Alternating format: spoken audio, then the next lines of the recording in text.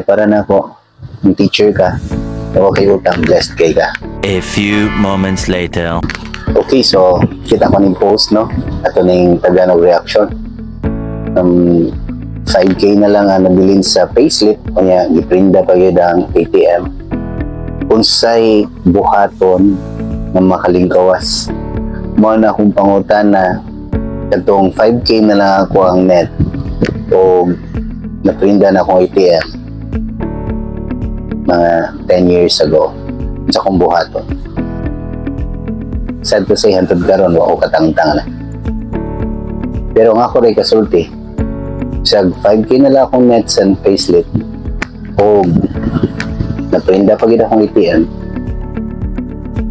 nakasurvive ko. Pili tungod kay ako tong agwanta.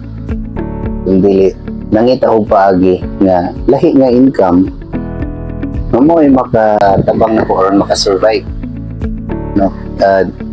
Kung na kay Paris ma'am ni abroad, ako kay chance makatangtang ra kasi mo utang. Pero kung wala man gani, nga ako rin kasulti nimo nga pagnegosyo, bisag unsa na nga negosyo.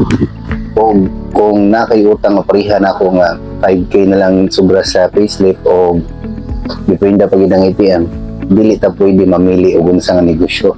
Ug kung unsa imong sugdan, tiwas sa. Ug kung unsa imong gisugdan nga imong gitiwas, agwantaha. Kay dili ta nang negosyo nindot og income every month. Dili kita katagaan sa income, no? O kay ang negosyo dili fix para sa sweldo.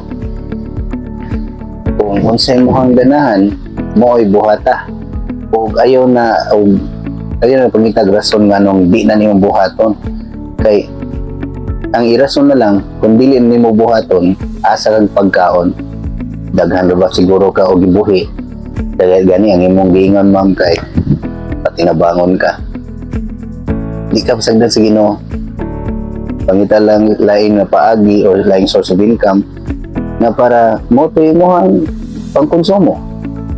Ang kanang imong sweldo pangbayad sa utang. Kung na kay sobra gamay na, may na lang pangliti gamay or pang snacks gamay. Pero sure ko ma'am, kung mangita ka lain source of income, naagyon kay mabuhat, makasurvive yun ka. Nambot lang kung common ba ni sa mga teachers, basin gamay rami ani, pero nabilong ko ni sa 5K na lang ang sobra, nga naprinda pag itang ATM. Basin dili makarelate ako ba na ni, o gani, basin dili ko masabta ni ma'am nga akong i-answer karon. Pero ayog ka uwaw na nakayutang ma'am. Mas uwaw kung wala na yung magpautang. Meaning kung nabot ka na nga point, may gyapon ka mabayad, kasaligan gyapon ka, padayon na ang imuhang pagka good payer, aron sige pa musalig paghihapon na nagpautang nimo or utangan nimo. Hantod sa mahimo, kay kung mauna mo lang na ang atuang income, di ka pwede magpinapulan. More gina ko'y kasulti. Ang palautang di pwede magpinapulan. Labi na itong palautang nakabaw mo bayan. Kaya para na ako, yung teacher ka, okay utang, blessed kay ka. Kaya ako, nagsugod man ko, akong sweldo, 10,333 way back 2007. So, pag 2007, murag dako na kayo na paminahon. Pero, nadawat na ko akong ng sweldo, months later pa. Dili a month later ha. Months later. Kaya di man na masulduan ka dayon. Nabot lang ka karon ha. Pero sa una, sa mong panahon, dili ka makadagot dayon og sweldo. Kaya nabot lang unsay process na. Di wa mo ko kabaw sa process pero dili gina sweldo. So, para pagin na nimo nga magka-trabahoan, labi na ko nasan ko sa isla, mangutang ko. So, sugod pa lang, nangutang na ko para makatrabaho ko. Ug nangutang ko, santang na na ko'y trabaho. Kay mama, kung ganahan, ganang pumutudlo. So, amo na to, nasumpay-sumpay ng utang. So, itong mga dili ganahan makautang.